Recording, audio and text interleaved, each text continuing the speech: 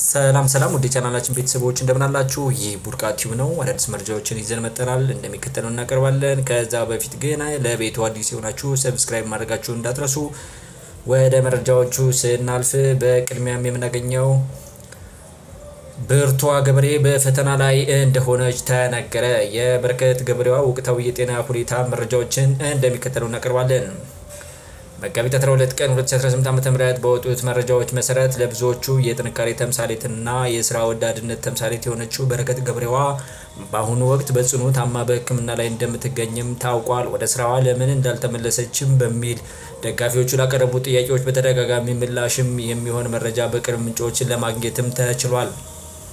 በረከት ገበሬዋ በእስር ላይ በነበረችበት ወቅት በገጠማት የጤና መታወክ ምክንያት በፖሊስ ሆስፒታል ተኝታ የነበረ ቢሆንም በወቅቱ በቂ የሕክምና እርዳታ ባለማግኘቷ የጤናዋ ሁኔታ ከፍተኛ ጉዳትም ደርሶባታል ተብሏል። እንደ ምንጮችም ገለጻ በረከት ህመም ከደም መርጋት ኦር ብለድ ክሎቲንግ ጋር የተያያዘ ሲሆን ለህይወቷም አስጊ ነውም ተብሏል። ከእስር ከተፈታች በኋላ በተለያዩ የመንግስትና የግል ሆስፒታሎች የህክምና ክትትል ስታደርግም ቆይታለች። ይሁን እንጂ ካለፈው ቅዳሜ ጀምሮ ጤንነቷ በእጅጉ አሳሳቢ ደረጃ ላይ በመድረሱ በአሁኑ ሰዓት በጦር ኃይሎች ሪፈራል ሆስፒታል ተኝታ በልዩ ባለሙያዎችን ጥብቅ ክትትል እየተደረገላትም ይገኛል። የጤና ባለሙያዎች የሚያደርጉት ጥረት ተሳክቶ በቅርቡ ሙሉ ጤንነቷ ተመልሶ ወደ ስራዋ ትመለሳለችም ተብሎ ይጠበቃል።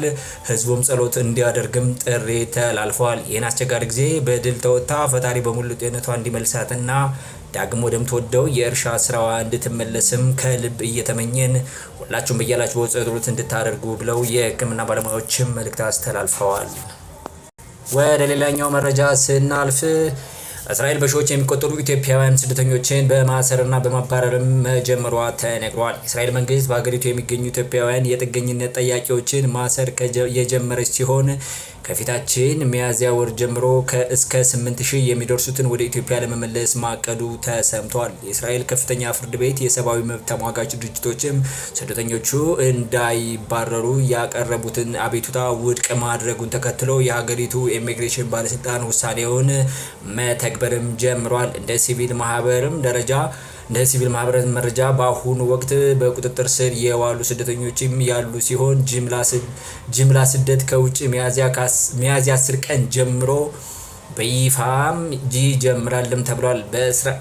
የእስራኤል መንግስት ጥር 2016 ዓ.ም ላይ ያሳለፈውን ውሳኔ መሰረት በማድረግ ለኢትዮጵያውያን የጥገኝነት ጠያቂዎች ሰጥቶት የነበረውን የቡድን ጥበቃ ወይም ግሩፕ ፕሮቴክሽን አንስቶታል። ይህም ውሳኔ የስደተኞችን የሀገሩ የመቆየት ህጋዊ መብት እንዲያጡ ያደርጋቸዋል። ስደተኞቹ ወደ ኢትዮጵያ ከተመለሱ ለከፍተኛ ደህንነት ስጋትና ለኢኮኖሚ ቀውስ እንደሚጋለጡ ድርጅቶቹም እየገለጹም ነው። በተለይም የሀገሪቱ ሰሜናዊ ክፍል ያለው ወቅታዊ ሁኔታ አስተማማኝ ባልሆኑበት ወቅት ይህ እርምጃ መወሰዱ ወደ ጦርነት ቀጠና መመለስ ነው በሚልም እየተተቹም ይገኛል። የእስራኤል ኢሚግሬሽን ባለስልጣን በበኩሉ በኢትዮጵያ ያለው ወቅታዊ ሁኔታ ስደተኞችን ለመመለስ አስተማማኝ መሆኑን የውጭ ጉዳይ ሚኒስቴር ባደረገው ጥናት አረጋግጫለሁ ብሏል። እስራኤል ቀደም ሲል ከኤርትራና ከሱዳን የመጡ ስደተኞችን ለመመለስ ተመሳሳይ ጥረት አድርጋ ከፍተኛ ተቃውሞና ፍርድ ቤትም እገዳ መቆሙ ይታወሳል። አሁን ግን በኢትዮጵያውያን ላይ የተወሰነው ውሳኔ በፍርድ ቤት በመጽናቱ ግዴታው ወደ መፈጸምም ገብቷል። ወደ ሌላኛው መረጃ ስናልፍ በሶሻል ሚዲያ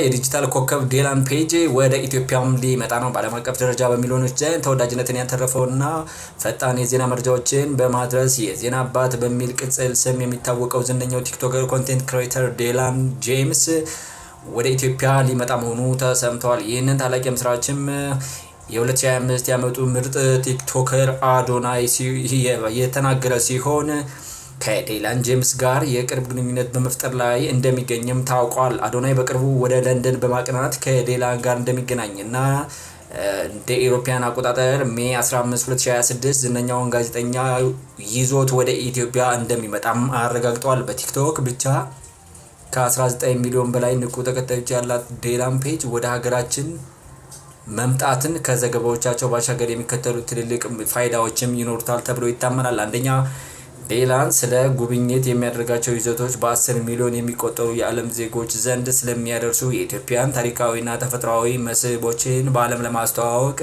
ተወዳዳሪ የሌለውም አጋጣሚ ይሆናል።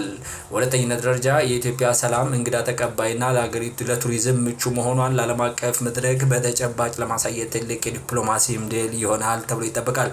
በሶስተኛ ደረጃ የዓለም አይን በሌላን በኩል ወደ ኢትዮጵያ የሚያርፍበት ይህ አጋጣሚ በሀገራችን በዲጂታል ዓለም ያላትን ተሰሚነት ከፍ ያደርጋልም ተብሎ ይጠበቃል።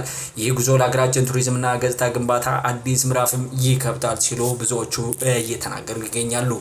ውድ ቻናላችን ቤተሰቦች የያዝናቸው መረጃዎች እነዚህ ይመስላሉ። በሌላ መረጃ እስከምንገናኝ በያላችሁበት ሰላም ሁኑልን። ይህ ቡርቃ ቲዩብ ነው። አዳዲስ የሆናችሁ ሰብስክራይብ ማድረጋችሁ እንዳትረሱ። በያላችሁበት ቸር ቆዩልኝ። አገራችን ሰላም ያድርግ።